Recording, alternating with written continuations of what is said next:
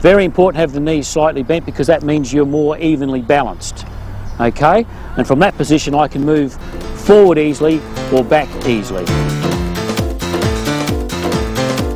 The science of biomechanics can help a batsman improve his technique. At Sheffield Hallam University, our pro, Richard Pinio, is put through his paces.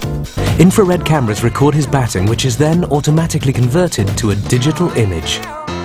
Biomechanist Roger Bartlett explains what makes a good batsman. You're using all of the muscles of the body, so you're trying to lead with your legs, then bring your trunk and your arms into the shot. And if you do this, you tend to finish up with a very smooth and well-timed action, and it looks smooth and well-timed rather than trying to hit the ball too hard. If you use your muscles properly and in the right sequence, then the shot will always look very well-controlled and well-timed, and the ball will kind of fly off the bat to the boundary, almost looking quite effortless. If I'm thinking about anything other than just the ball, then it's going to be a detraction from my shot, so I tend to just stand with the bat raised in a comfortable position.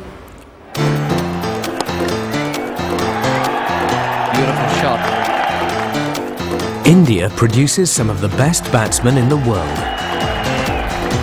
This is Sunil Gavaskar. He's a classic batsman with a textbook delivery. In his 17-year career, Sunny played in 348 matches and scored nearly 26,000 runs. A single takes Gavaskar on to 221, his high score in Test match cricket.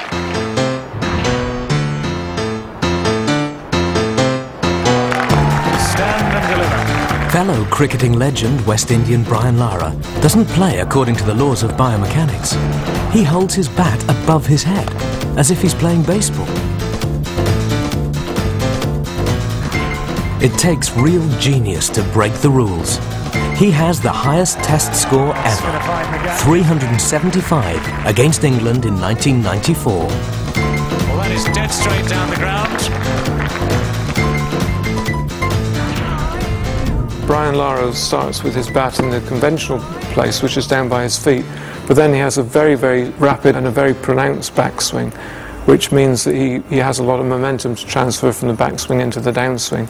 But I think it's more than just the biomechanics and some slightly unconventional biomechanics of the stroke. I think it relies probably more on how that batsman is able to interpret the cues from the bowler and to read those cues very quick so that they can make very, very late adjustments to the stroke.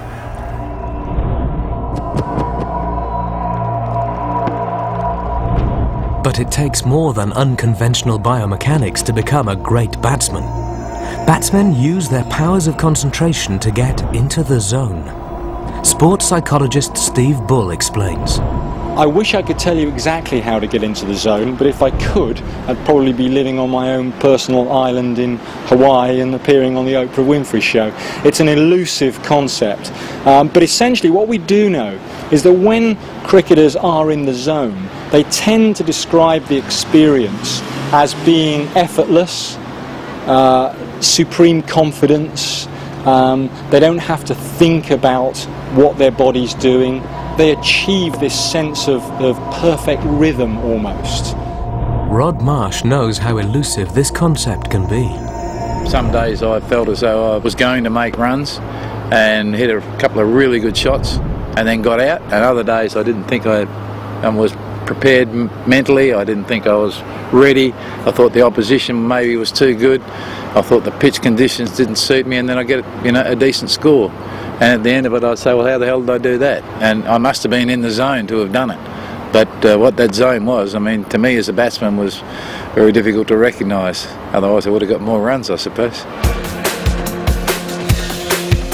Science can help cricketers with their batting, but in this battle, they need to choose their weapon well.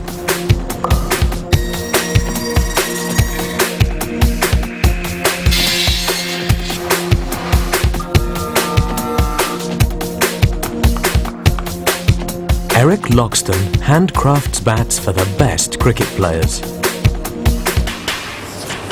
I know this one will be good enough for a world-class player. In fact, it is for a world-class player. It's for Mark Butchers. And Mark is not very particular, but there's little things that he does like.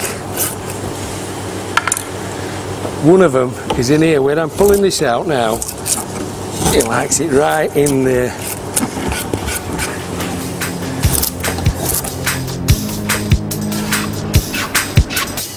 This top edge, he likes it a bit thinner. Really thinner up here, coming wider, just tapering off a little bit there. He also likes this toe blended in and a bit longer. Now I know when Mark Butcher gets hold of that, I know that'll be okay. If I'd have left that a bit longer and a bit more wood in there, he'd have felt it straight away and sent it back. Eric has an instinctive feel for what makes a good bat. He designs them around a fundamental scientific principle, the sweet spot. It's where the ball hits the bat best. Almost no force will be transmitted to the hands. The sweet spot is the best area in the bat where it pings off, and that little sweet sound. That's why they call it sweet. You know, they'll drive a ball, oh, that was sweet. And it is, it's a sweet, nice ping of a sound.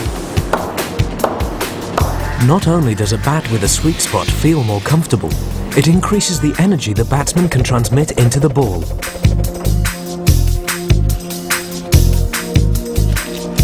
Bats are made of willow harvested in winter, and this is the key to a good bat. A bat made from winter wood has thick cells, which make it tougher and more shock resistant.